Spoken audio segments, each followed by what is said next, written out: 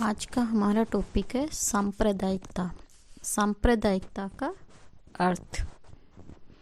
सांप्रदायिकता के अंतर्गत वह सभी भावनाएं व क्रियाकलाप आ जाते हैं जिनमें किसी धर्म अथवा भाषा के आधार पर किसी समूह विशेष के हितों पर बल दिया जाए। इन हितों को राष्ट्रीय हित से भी अधिक प्राथमिकता दी जाए तथा उस समूह में पृथकता की भावना उत्पन्न की जाए या उनको प्रोत्साहन दिया जाए। पारसियों, बौद्ध, जैन तथा ईसाइयों के अपने अपने संगठन हैं। साथ ही वे अपने सदस्यों के हितों की साधना में लिप्त रहते हैं, परंतु ऐसे संगठनों को सामान्यतः सांप्रदायिक नहीं कहा जाएगा, क्योंकि वे किसी पृथकता की भावना से प्रेरित नहीं है। इसके विपरीत मुस्लिम लीग, मुस्लिम हिंदू महासभा, बजरंग दल और अन्य कुछ संगठनों को सांप्रदायिकता कहा जाएगा, क्योंकि वह धार्मिक कट्टरता के भाव को अपनाकर धार्मिक अथवा भाषा समूह के अधिकारों तथा हितों को राष्ट्रीय हित के भी ऊपर रखते हैं। सामान्यतः एक संप्रदायवादी का दृष्टिकोण समाज विरोधी होता है। उसको समाज विरोधी इसलिए कहा जा सकता है क्योंकि वह अपने समूह के संकीर्ण हितों को पूरा करने के लिए अन्य समूह के और संपूर्ण देश के भी हितों की अवहेलना करने से पीछे नहीं हटता। सांप्रदायिकता संगठनों का उद्देश्य शासकों के ऊपर दबाव डालकर अपने सदस्यों के लिए अधिक सत्ता, प्रतिष्ठा तथा राजनीतिक अधिकार प्राप्त करना होता है। ये एक समुदाय समझ बुझकर धार्मिक सांस्कृतिक भेदों के आधार पर राजनीतिक मांगे रखने का निर्णय करता है। तब सामुदायिक चेतना सांप्रदायिकता के रूप में एक राजनीतिक सिद्धांत बन जाती है। राजनीतिक स्वायत्तता को तब सांस्कृतिक स्वायत्तता सुरक्षित रखने की अनिवार्य शर्त घोषित कर दिया जाता है। बहुसांस्कृतिक समाज में सामाजिक तनाव तथा टकराहट वास्तव में विभिन्न समूह के बीच चल रहे सत्ता द्वंद्व के लक्षण है। इन पारस्परिक द्वंद्वों को सैद्धांतिक स्तर पर धर्म की शिला पर खड़ा करना एक राजनीतिक विचारधारा के रूप में सांप्रदायिकता का मूल सार है। भारतीय राजनीति में सांप्रदायिकता का उदय। मानव इतिहास में धर्म के नाम पर सदैव विवाद उठते रहे और भारत में भी यही स्थिति रही। स्वाधीनता आंदोलन के समय अंग्रेजों ने भारत में अपना शासन बनाए रखने के लिए धार्मिक भेदभावों का विशेष लाभ उठाया। अंग्रेजी शासन में सांप्रदायिक भावना को राजनीतिक रूप मिलने का एक कारण यहाँ प्रतिनिधि या निर्वाचन संस्थाओं की स्थापना थी। अंग्रेज लोग भारत में प्रतिनिधित्व का अर्थ अलग अलग समूहों, वर्गों, हितों, क्षेत्र, संस्थाओं और संप्रदायों का प्रतिनिधित्व समझते थे। उन्होंने भारत के अनेक सांप्रदायिक और जातियों की समस्याओं को इनके स्वाभाविक अस्तित्व बोध और एक दूसरे की आपसी वैमनस्य की समस्या समझा और उसका उपाय अलग अलग धार्मिक समूह को पृथक पृथक प्रतिनिधित्व देने में समझा। भारत में सांप्रदायिकता की समस्या ब्रिटिश शासन की समकालीन है। अंग्रेजों ने भारत में फूट डालो और शासन करो की नीति अपनाई ताकि वे हिंदुओं और मुसलमानों को लड़ाते रहे और भारत पर अपनी हुकूमत चलाते रहे। भारत में ब्रिटिश साम्राज्यवाद के निर्माण एवं विकास में जितना अंग्रेजों की कूटनीतिक चालों का हाथ रहा, उतना ही हिंदू और मुसलमानों के बीच राजनीतिक संघर्षों का भी। वास्तव में समस्या ये थी कि भारत में बसने वाले विभिन्न वर्ग हिंदू, मुस्लिम, सिख और ईसाई आदि के राजनीतिक सत्ता में हिस्से लेने की मांग को कैसे संतुलित किया जाए। भारतीय राजनीति में ब्रिटिश सरकार, कांग्रेस तथा लिंग का एक त्रिभुज बन गई, जिसने सांप्रदायिकता को आधार बनाकर नए नए गुल खिलाए। भारत में सांप्रदायिकता विभिन्न धर्मों के निहित स्वार्थों के पारस्परिक संघर्ष की ही अभिव्यक्ति थी। इन निहित स्वार्थों ने अपने इस संघर्ष को सांप्रदायिकता जामा पहना रखा था। विभिन्न सांप्रदायिकताओं के पेशावर वर्गों के पदों और स्थानों की लड़ाई भी इस रूप में लड़ी जाती रही। भारत में सांप्रदायिक राजनीति का विकास। अंग्रेजों के आने से पूर्व भारत में हिंदू मुस्लिम शासकों और नवाबों के हाथों में सत्ता थी। ईस्ट इंडिया कंपनी उनसे डरती थी। फलतः हिंदुओं की सहायता और सहानुभूति प्राप्त करने की कोशिश की। प्लासी के युद्ध के बाद जब कंपनी के हाथों में शासन सत्ता आने लगी तो उसने मुसलमानों के प्रति सौतेला व्यवहार किया और हिंदुओं को नौकरियों में प्रोत्साहन देकर मुसलमानों के प्रति उपेक्षा की नीति अपनाई। वहाबी आंदोलन के रूप में मुस्लिम असंतोष व्यक्त हुआ। सन 1857 की क्रांति में हिंदुओं और मुसलमानों ने मिलकर अंग्रेज़ों का विरोध किया, लेकिन अंग्रेज इसे मुस्लिम विरोधी मानते थे, जिसके माध्यम से मुसलमानों में मुगल शासन की स्थापना करने की चेष्टा की थी। अतः उन्होंने मुसलमानों के विरोध और दमन की नीति अपनाई। लेकिन कुछ समय बाद हिंदुओं की विकास, उन्नति और आधुनिकीकरण की बढ़ती हुई प्रवृत्तियों से अंग्रेज अब हिंदुओं से डरने लगे। तब उन्होंने मुसलमानों से मित्रता की चातुर्यपूर्ण नीति अपनाई। इसके फलस्वरूप 1993 में Mohammad Anglo Oriental Defence Association की स्थापना हुई।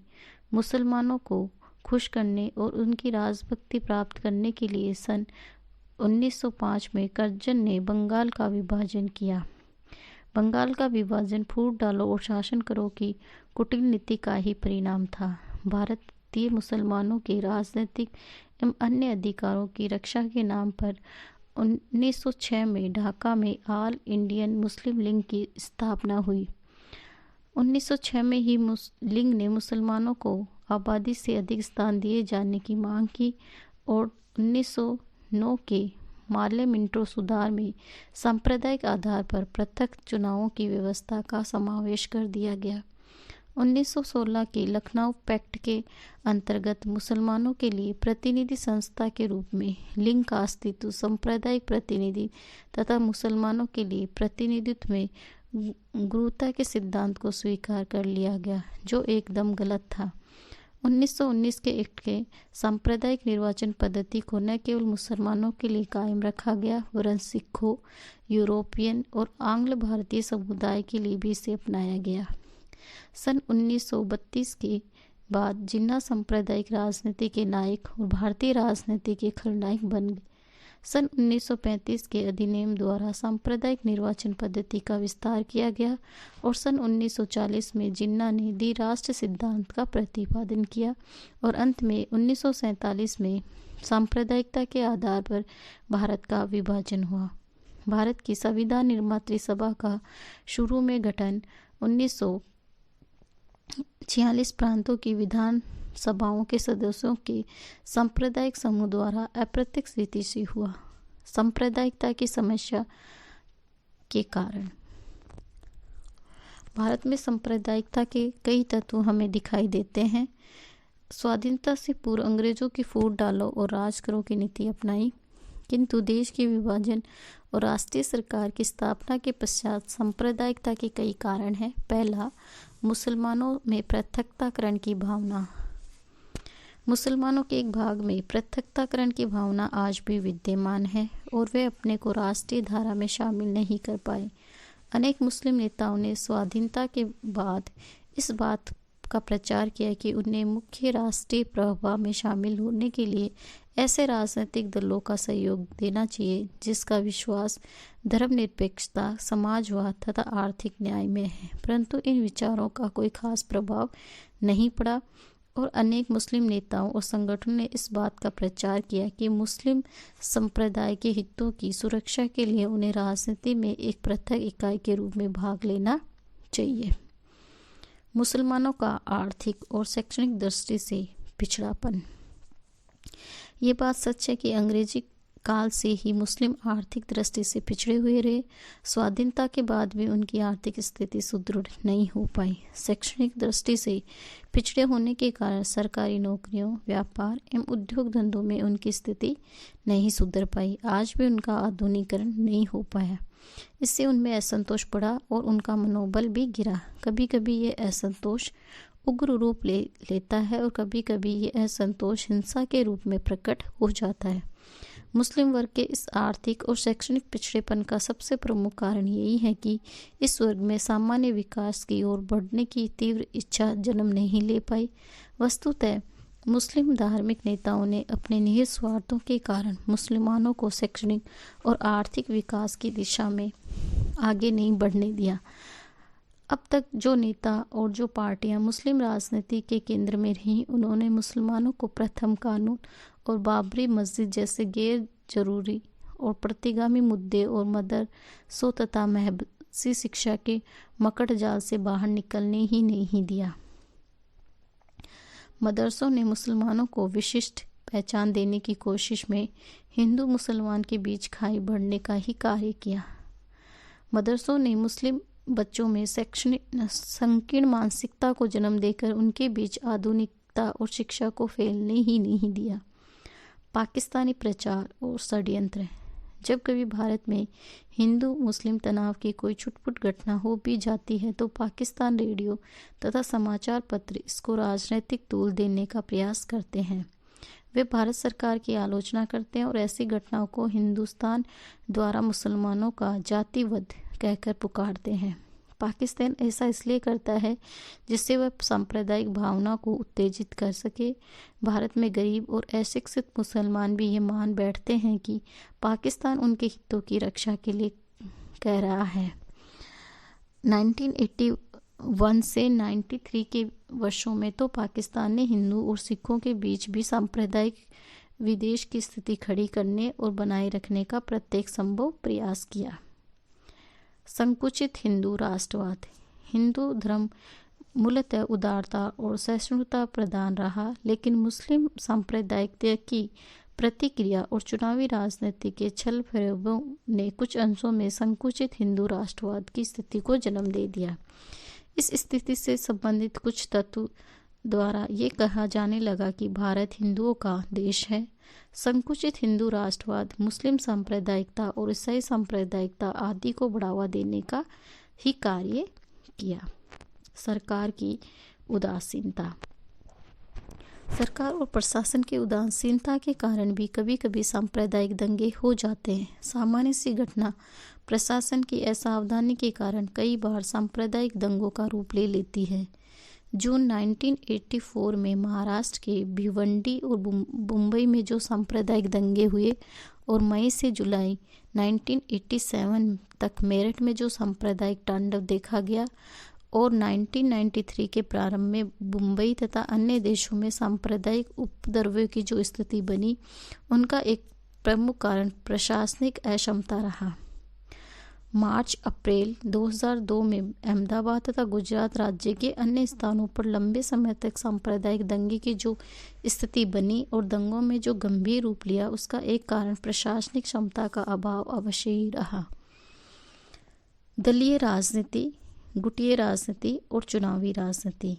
आज की परिस्थितियों में सांप्रदायिकता की समस्या का एक बड़ा कारण, संभवतः सबसे बड़ा कारण, संकुचित और निहित स्वार्थों से प्रेरित दलीय राजनीति और चुनावी राजनीति है।